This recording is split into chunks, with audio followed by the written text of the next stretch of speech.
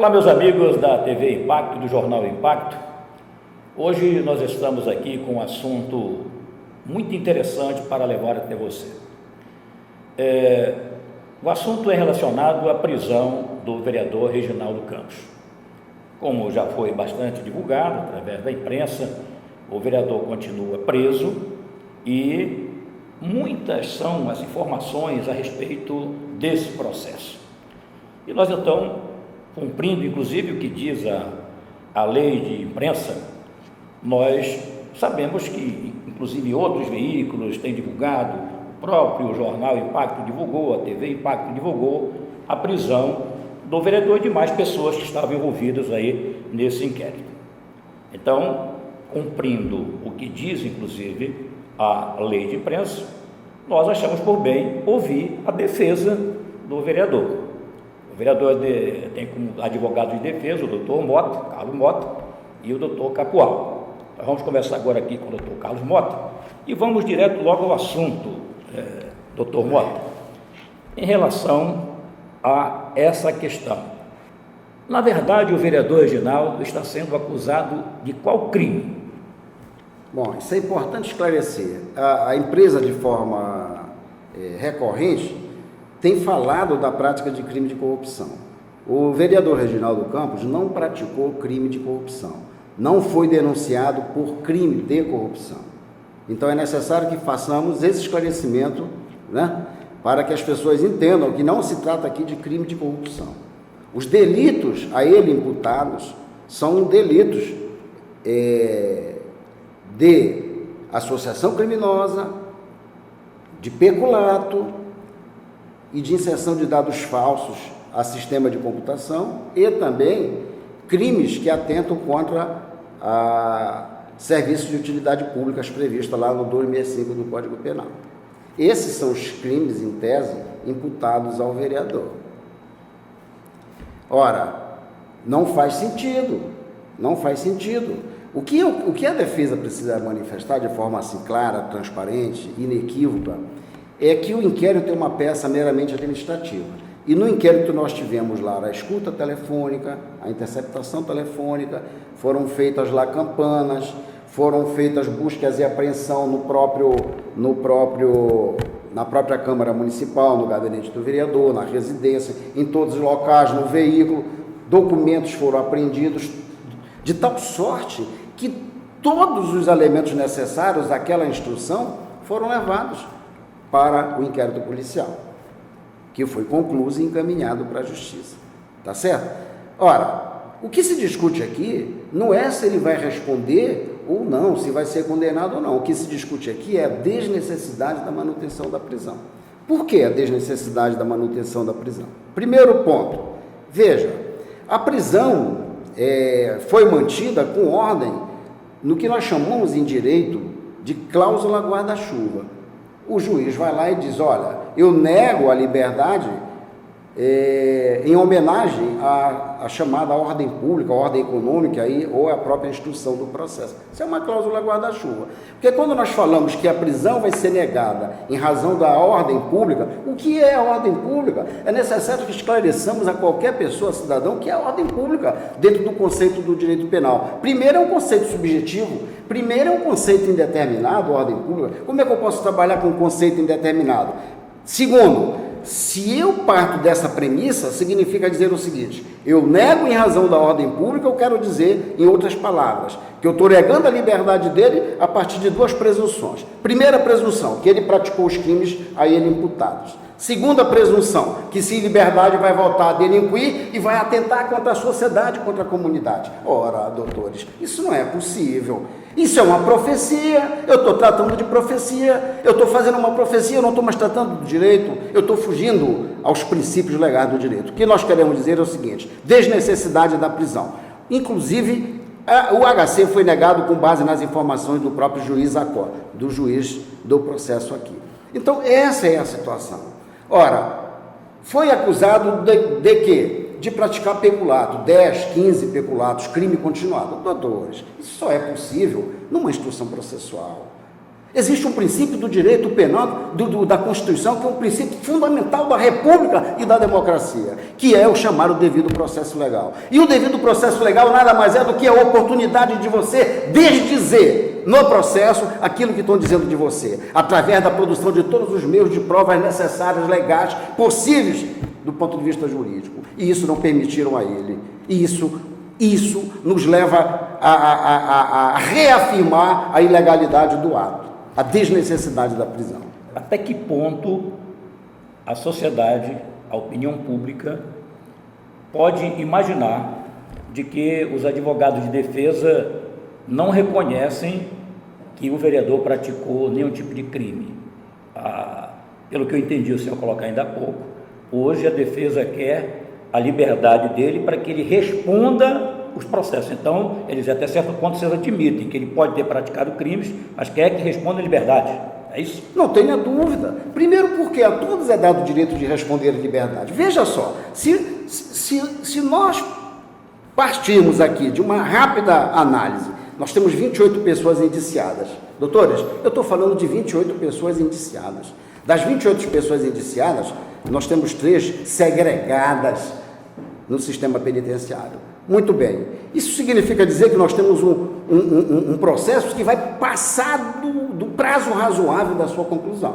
Ora, eu vou segregá-lo agora, no passado, para aprender no futuro? Não, eu não posso fazer isso. Agora, veja só, a duração razoável do processo já me leva a imaginar a desnecessidade. Eu não posso mantê-lo preso com base na duração normal do processo, porque esse processo vai passar dos 5 anos.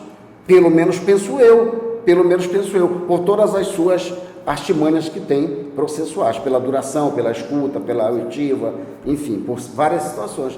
Então, eu não vejo necessidade nenhuma da manutenção da prisão.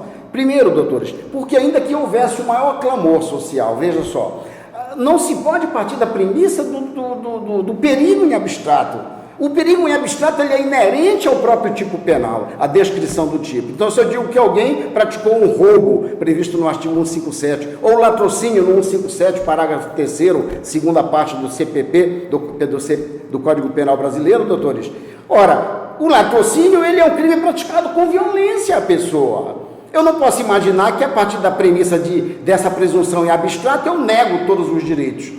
O direito penal ele tem que ser o direito garantista, o direito penal moderno ele é garantista, o direito penal, doutor, é última ratio, é um direito de exceção, é um direito penal mínimo, ele é humilhante, ele avilta a alma humana, e além dos prejuízos que isso leva pelas redes sociais, sem que a pessoa que está segregada possa dizer a verdade, possa se manifestar no processo, que vai levar tempo ainda para ele se manifestar, para ele produzir as provas.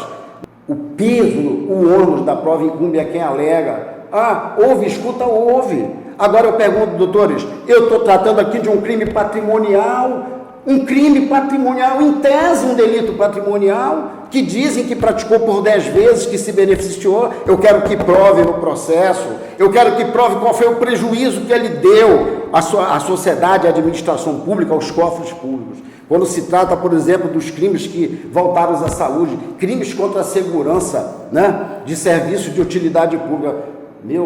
Meus amigos, o 265 não é cabível ali, é impossível. Há previsão legal desses delitos no Código Penal de crimes contra a saúde pública. E falar do 265, quando a partir de uma interpretação analógica, é absolutamente incoerente, me perdoe, não há como se sustentar isso. Como é que eu posso falar que o vereador praticou crimes do 313-A, que é a inserção de dados falsos em sistema de computação? Ele não trabalha com sistema de computação. Esse crime é um crime cibernético, esse crime precisa de perícia, e esse crime precisa ser um funcionário especializado que trabalha com dados. O Reginaldo não praticou isso.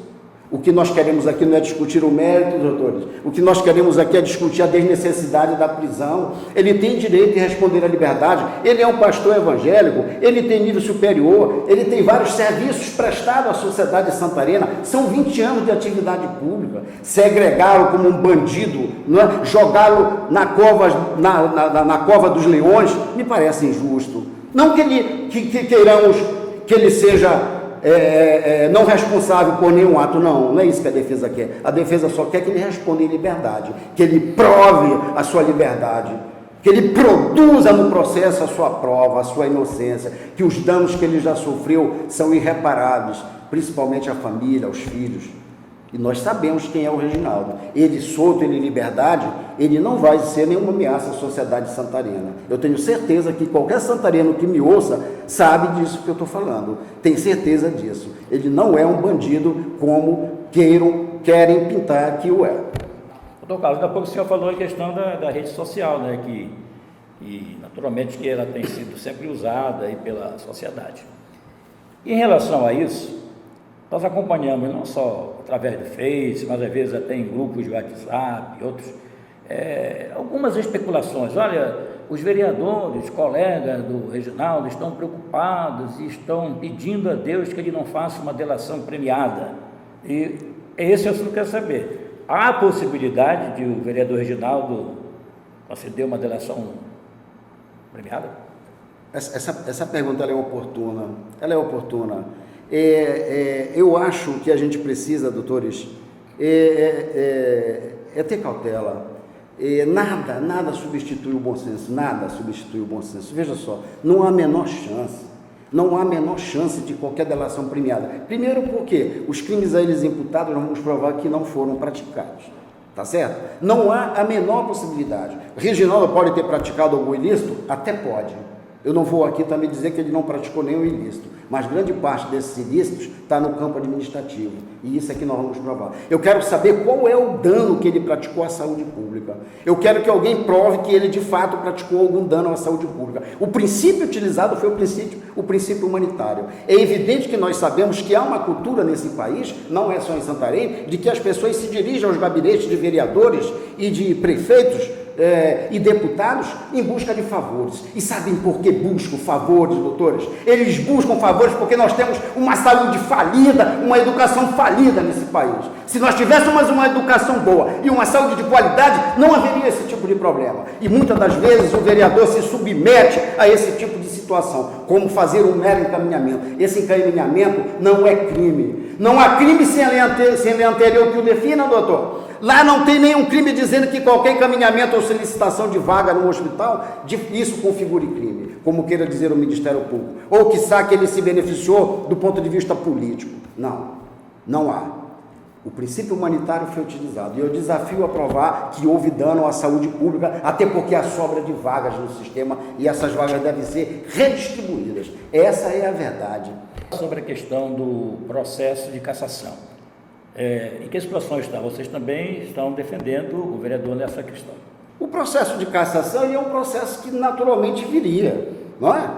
Até porque você sabe que você vive com pessoas o ser humano é uma das pessoas mais difíceis que você possa conviver, ou ter convivência.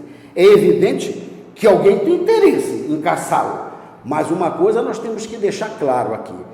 Pode ter a cassação, sim, pode até ocorrer a cassação, mas é preciso que a gente prove que de fato esses crimes ocorreram, tá certo? E nós vamos fazer a defesa dele lá em plenário, nós vamos pegar a oitiva de todas as pessoas, inclusive, se for o caso que nós arrolamos lá, de vereadores, de presidentes de câmaras, de ex-presidentes, tá certo? Para dizer, escuta, como é que funcionava a administração?